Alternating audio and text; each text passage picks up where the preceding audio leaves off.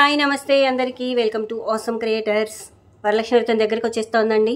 మరి వరలక్ష్మి వ్రతం రోజు మనం ఎలా చేసుకోవాలి, అలాగే మనం ప్లానింగ్గా ఏమేమి చేసుకొని సిద్ధం చేసుకోవాలి, ఇవన్నీ కూడా ఇప్పుడు మనం తెలుసుకుందాం. వరలక్ష్మి వ్రతం అనగానే నెల నుంచి ప్లానింగ్ అని చేసుకుంటూ ఉంటామండి మేము అని చెప్పి అనుకుంటున్నారు కదా. నాకు తెలుసండి, నేను కూడా అంతే, అన్నీ ముందే సిద్ధం చేసేసుకుంటా, కానీ ఆ టైంకి ఏదో ఒకటి మర్చిపోతూ ఉంటాను. అవునా? అయితే ఫస్ట్ మనం ఇప్పుడు సోషల్ మీడియాలో అమ్మవారిని ఎలా తయారు చేయాలి అనేది చాలా చక్కగా అందరూ నీట్గా చూపిస్తూ ఉన్నారు. అయితే అమ్మవారి విషయంలో ఫస్ట్ మనం ఏం చేయాలి అంటే, అమ్మవారిని ముందు రోజే చాలామంది తయారు చేసేసుకుంటున్నారండి. తయారు చేసేసుకొని అంటే అమ్మవారిని చక్కగా పట్టు చీరలతోటి, నగలతోటి, జడ చక్కగా అలంకరించి అన్నీ బాగానే చేసేసుకుంటున్నారు. కానీ అది అమ్మవారి పూజకి పనికిరాదండి. చాలామంది అలా చేసేసి అమ్మవారికి పొద్దున్నే లేచి స్నానం చేసేసి పూజ చేసేస్తున్నారు. అలా చేయకూడదు. మీరు ఎప్పుడైతే ఏదైతే అలంకరించారో అది అలంకారంగా చూడడానికి మాత్రమే బాగుంటుంది. పూజకి ఆ విధంగా చేయకూడదు. మనం ఏం చేయాలి అంటే, అది అలంకారంగా చేసుకున్నప్పటికీ మనం పొద్దున్నే స్నానం చేసి అప్పుడు కలశ స్థాపన చేయాలి అమ్మవారికి. ఫస్ట్ ఆ కలశ స్థాపన చేసి ఆ కలశానికి చక్కగా టెంకాయ పెట్టి, బ్లౌజ్ పీస్ పెట్టి, అలాగాని అందంగా అలంకరించి దానికి మనం పూజ చేసుకోవాలి. అయితే ఇప్పుడు అమ్మవారి మొహాలు వచ్చాయి, డెకరేషన్స్ అన్నీ మనం యూట్యూబ్లో చూసి చేసుకుంటాం. కానీ పూర్వకాలం ఎలా చేసేవారు అమ్మవారిని? మొహాలు అవి అప్పట్లో లేవండి. అయితే నాకు బాగా గుర్తు, మా చిన్నప్పుడు మా నాన్న ఏం చేసేవారంటే, ఇప్పటికీ కూడా మా పెదనాన్న కొడుకు ఉన్నారు, మా కజిను, వాళ్ళ ఇంట్లో అలాగే అమ్మవారిని తయారు చేస్తారు. అంటే అది ఆనవాయితీ. ఇప్పుడు మొహాలు వచ్చేసి చేయడం కొంతమందికి వస్తుండొచ్చు, ఆ విధంగా రాకపోతుండొచ్చు, అందుకని మొహాలు పెట్టేస్తున్నారు. అయితే ఇప్పటికీ కూడా చాలామంది ఇళ్లలో అది ఆచారంగా పాటిస్తూ ఉన్నారు, అమ్మవారిని తయారు చేయడం. అమ్మవారికి మైదా పిండితోటి, గోధుమ పిండితోటి చక్కగా ముక్కు, చెవులు, కళ్ళు అలా తయారు చేసి అమ్మవారిని తయారు చేసి బ్లౌజ్ పైన టెంకాయ పెట్టి దానికి బ్లౌజ్ పీస్ పెట్టి దానికి అలంకరించి చేస్తారు. అది ఎప్పుడు చేస్తారు? పొద్దున్నే చేస్తారు. నైట్ అసలు ఎప్పుడు ఎవరు అలా చేసేవారు కాదు. మా నాన్నగారు వాళ్ళ పూర్వకాలం నుంచి పొద్దున్న చేయాలి. ఆ పొద్దున్న చేసి అప్పుడు దాన్ని కలశ స్థాపన చేసి అప్పుడు దానికి పూజ చేసేసేవారు. ఆ విధంగా పూజ చేసుకోవాలి తప్ప, ఇప్పుడు మనం అలంకరించిన అమ్మవారు పూజకి అలంకారానికి మాత్రమే బాగుంటుంది. పూజకు అనేది సపరేట్గా మీరు కలశం పెట్టుకొని ఆ కలశానికే మీరు పూజ చేసుకోవాలి. ఇది ఫస్ట్. చాలామందికి తెలిసి ఉండొచ్చు, తెలియని వారికి నేను చెప్తున్నటువంటి విషయం అన్నమాట. అలాగే ఇక నెక్స్ట్ అమ్మవారిని సిద్ధం చేసేసుకున్న తర్వాత మనము పువ్వులు, పండ్లు, టెంకాయలు ఇవన్నీ కూడా సిద్ధం చేసుకోవాలి. అవి పువ్వులు ఏంటంటే మనం ముందు రోజే అన్నీ తెచ్చి రెడీ పెట్టేసుకొని అప్పటికప్పుడు వెళ్ళి అప్పటికప్పుడు తెచ్చుకొని హడావిడి లేకుండా ముందు రోజే అన్నీ సిద్ధం చేసేసుకొని పెట్టేసుకోవాలి. ఇప్పుడు ఏంటంటే ఇంకోటి, వచ్చే ముత్తైదులకి చాలామంది ఏం చేస్తున్నారంటే రకరకాల గిఫ్ట్లు, రకరకాల అంటే వాళ్ళ ఇంట్లో భలే ఉన్నాయి, భలే మంచి గిఫ్ట్ ఇచ్చిందండి అని చెప్పుకునేటట్టు చేస్తున్నారు. మెయిన్ ఇక్కడ ఏం చేయాలి, ఏమి ఇవ్వాలి గిఫ్ట్? మెయిన్ ఏమి ఇవ్వాలి అంటే, ఇంటికి వచ్చినటువంటి ముత్తైదులకి పువ్వు, పసుపు, కుంకుమ, అలాగే గాజులు, తాంబూలం, పువ్వు, పండు, తాంబూలం, పసుపు, కుంకుమ, గాజులు, కొంతమంది శనగలు. ఇవి మెయిన్ ఇంపార్టెంట్ అండి. బ్లౌజ్ పీస్ కూడా అది వాళ్ళ శక్తి ఉంటే ఇవ్వచ్చు, లేకపోతే లేదు. ఈ మధ్య చాలా వీడియోస్లో ఆ బ్లౌజ్ పీస్ ఇవ్వడాన్ని కూడా చాలా ఇదిగా చూపిస్తూ ఉన్నారు. ఏంది తిరిగి మళ్ళీ మాకే వచ్చింది ఆ బ్లౌజ్ పీస్ అని. అంటే శక్తి కొద్దీ ఇస్తే ఇవ్వచ్చు. ఆ ఇచ్చే బ్లౌజ్ పీస్ కుట్టించుకునేటట్టు ఇస్తే ఇంకా బాగుంటుంది, చక్కగా వాళ్ళు కుట్టించుకుంటారు. అది ఎవరెవరి ఇష్టం వాళ్ళది. కాకపోతే వచ్చిన ముత్తైదులకైతే తాంబూలం అనేది ఇంపార్టెంట్. అంటే పసుపు, కుంకుమ, గాజులు, పండు ఇవి ఇంపార్టెంట్. శనగలు, కొంతమంది శనగలు ఇస్తారు, కొంతమంది మామూలు తాంబూలం ఇచ్చి పంపిస్తారు. ఇవి రెడీ చేసుకోవాలి. ఇక తర్వాత వంట విషయానికి వస్తే, వంట విషయానికంటే ముందు కూడా మనం చెప్పుకోవాల్సింది ఏంటంటే, పొద్దున్నే మనం ఎన్ని గంటలకు నిద్ర లేవాలి? చాలామంది, నాకైతే అబ్బాయి ఏదైనా ఫంక్షన్ అంటే మొన్న ఈ మధ్య మీకు గడప గౌరి నోము నోచుకున్నది కూడా నేను వీడియో చూపించాను. అస్సలు నిద్ర పట్టదండి నాకు.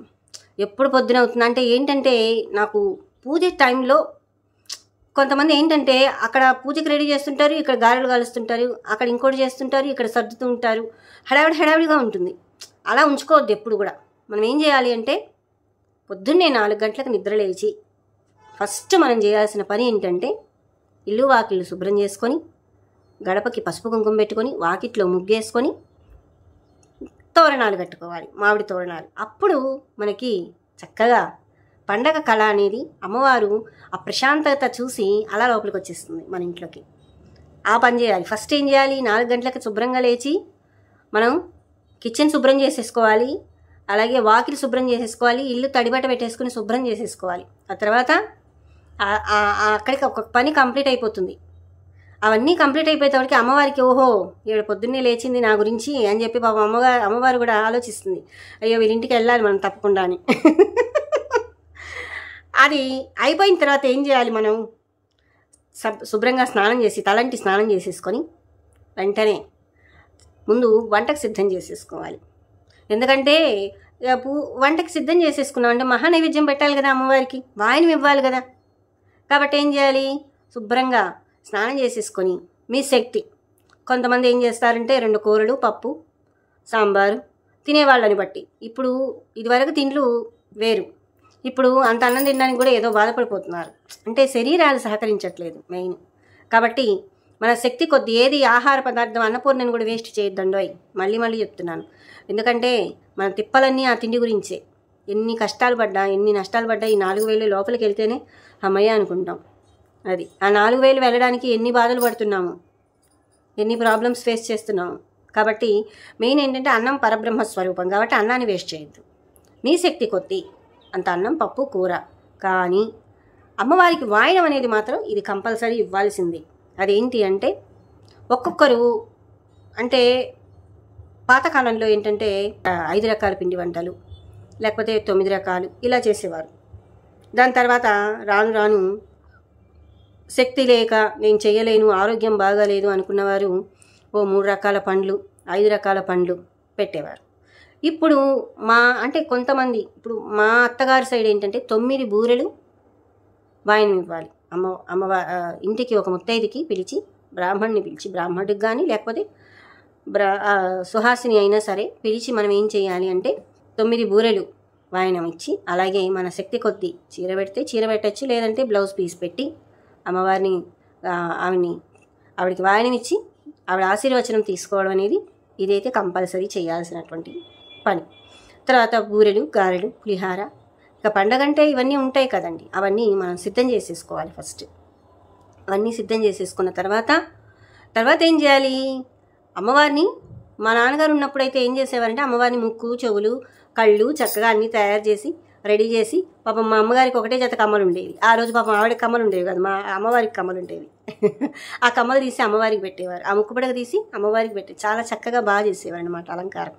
అలా చేసి చక్కగా అమ్మవారిని రెడీ చేసి ఏది ఉంటే అది అమ్మవారికి. ఇప్పుడు ఏం చేస్తున్నారు, ప్రతి బంగారు షాపుల్లోనూ రూపులు కొంటున్నారు. కొండల్లో బంగారం కొనుక్కుంటే తప్పే ఉంది, పెరిగేదేగా, తరిగేదేం కాదు. కాబట్టి కాకపోతే అదే కొనాలి, అమ్మవారు అదే అడిగారు, రూపే అడిగారు, బంగారమే అడిగారు, పెట్టేసేయాలనే కాదు, మనసు అడిగారు ఫస్ట్. అది ఇచ్చేస్తే చాలా అమ్మవారు తృప్తి పడిపోతుంది. కాబట్టి మనం చేసేది అమ్మవారికి ఎంత ఉంటే అంత చక్కగా అమ్మవారిని అలంకరించి పెట్టుకొని, వంట అది అయిపోయిన తర్వాత శుభ్రంగా జాగ్రత్తగా కూర్చొని ప్రశాంతంగా అన్నీ రెడీ చేసుకోవాలి. గంట దగ్గర నుంచి అన్నీ అక్కడ పక్కన పెట్టుకోవాలి. గంట తాంబూలం రెడీ చేసి పెట్టుకోవాలి. తాంబూలం టైంలో అమ్మ తాంబూలం ఎక్కడుంది అనుకుంటూ వెతుక్కొని వెళ్ళకుండా తాంబూలం రెడీ చేసి పెట్టుకోవాలి. అలాగే పూలు, పసుపు, కుంకుమ, అక్షింతలు, అగరబత్తి, అలాగే దీపం, నెయ్యి దీపం అన్నీ పక్కన పెట్టుకోవాలి. రెడీగా పెట్టుకొని మనస్ఫూర్తిగా. ఇప్పుడు కొంతమంది మా నాన్నగారు చదివేవారు, మా అమ్మగారు చేసుకునేది. ఇప్పుడు మగవాళ్ళు అంతా అంటే కొంతమంది చేస్తున్నారు అనుకో, కూర్చొని చదివించి చేయించి తక్కువ కాబట్టి కొంతమంది పురోహితుడిని పిలిపించుకొని కొంతమంది చేసుకుంటున్నారు. కొంతమంది ఆడవాళ్ళు చదవడం వస్తే వాళ్ళు చేసుకుంటున్నారు. లేదా ఇప్పుడు చక్కగా యూట్యూబ్ ఉంది, ఏ విధంగా గంట వాయించండి అంటే గంట వాయిస్తున్నారు, అక్షింతలు ఏంటంటే అక్షింతలు వేస్తున్నారు, చక్కగా పూజ చేస్తున్నారు. చక్కగా యూట్యూబ్లో కూడా వస్తుంది, పెట్టుకొని. కానీ అన్నిటికంటే శ్రేష్టం ఏంటి, చదువుకొని మన నోటితో మనం చదివినటువంటి ఫలితం వేరుగా ఉంటుంది. కాబట్టి పుస్తకం దగ్గర పెట్టుకొని ఆ పుస్తకంలో జాగ్రత్తగా చదువుకుంటూ అమ్మవారికి ఏ నివేదన చేయాలి, అమ్మవారిని ఎలా పూజించాలి, కుంకుమతో పూజించాలి, అలాగే అష్టోత్తరం చదువుకోవాలి, అలాగే అమ్మవారికి ధూపదీప నైవేద్యాలు ఇవ్వాలి. ఇలాగన్నీ కూడా ప్రతి శ్లోకం ఉంటుంది. ఆ శ్లోకం చదువుకొని చక్కగా అమ్మవారికి పూజ చేసేసుకోవడమే. అక్కడితో అయిపోతుంది. పూజ అయిపోయిన తర్వాత వాయనం ఇచ్చిన తర్వాత తోరణాలు 9 పోచలు 9 ముళ్ళు, 9 పోచలు 9 ముళ్ళు అలా తోరణం కట్టి, ఒక తోరణం అమ్మవారికి, ఒక తోరణం వచ్చిన ముత్తైదుకి, ఒకటి మనకి కట్టుకోవాలి.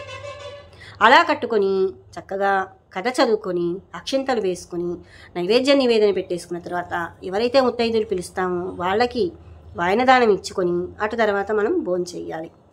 ఇది ప్రాసెస్.